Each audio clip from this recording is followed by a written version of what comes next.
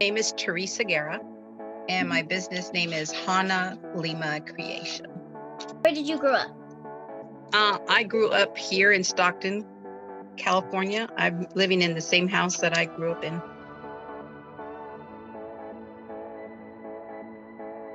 95, we were invited to sell on Pacific Avenue. Well, not really sell, but to like demonstrate on how to make Hawaiian leis because they were having a Hawaiian day. Mm-hmm. So we set up a little booth and we were doing Hawaiian leis, and so we decided to sell a couple of little necklaces that we had, and then from there we got invited to do other shows, and before you knew it, we've been doing it since 1995.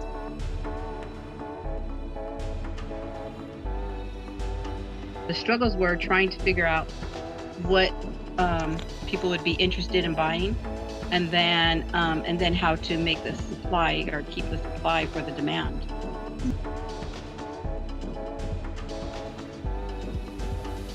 So the word hana in Hawaiian means to work, and lima means your hand. So handmade work is Hanalima, and then we just added the word creation. I don't know why we didn't put creations, because we make more than just one creation. So that's how we came up with the name. We kind of just sat around, my sister and I, and we just and my daughter, and then we kind of just threw out some ideas of what to call it. And everything that we were selling at that particular time was all handmade items.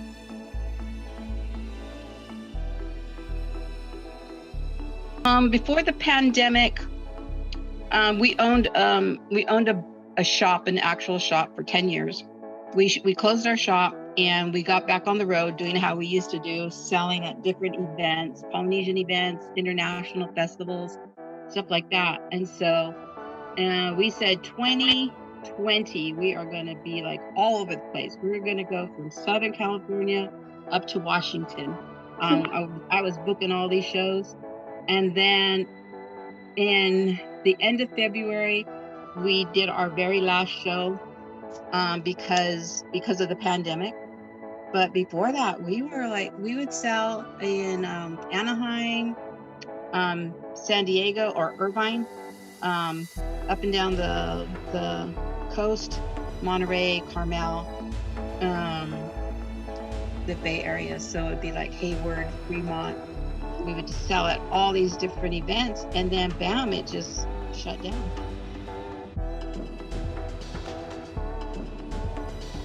Well, we had to kind of like rethink our situation.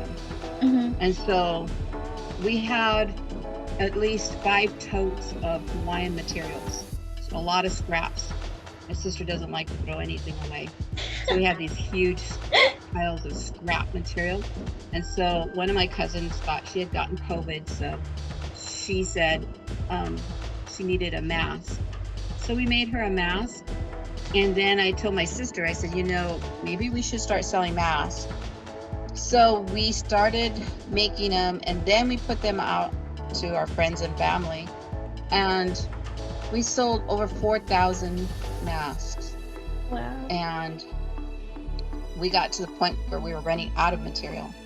So we, in our inventory, we had a lot of Hawaiian dresses, like long muumuus, and we had a lot of Hawaiian shirts for men up to like size 5X. So the challenge was, where are we going to get material from? So we started taking apart our Hawaiian dresses and our Hawaiian shirts, and we started making masks out of those. So we just kept going with it. We just kept trying to think of different ways to make these masks and sell them. And then we had a lot of support. A lot of friends helped us. It wasn't difficult, but it was very, very, very busy.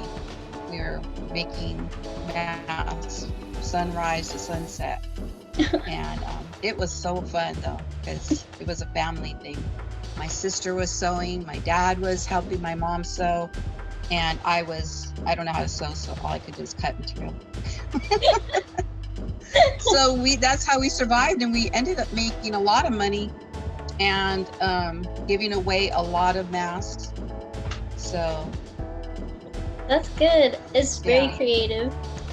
yeah, you have to kind of roll with the punches.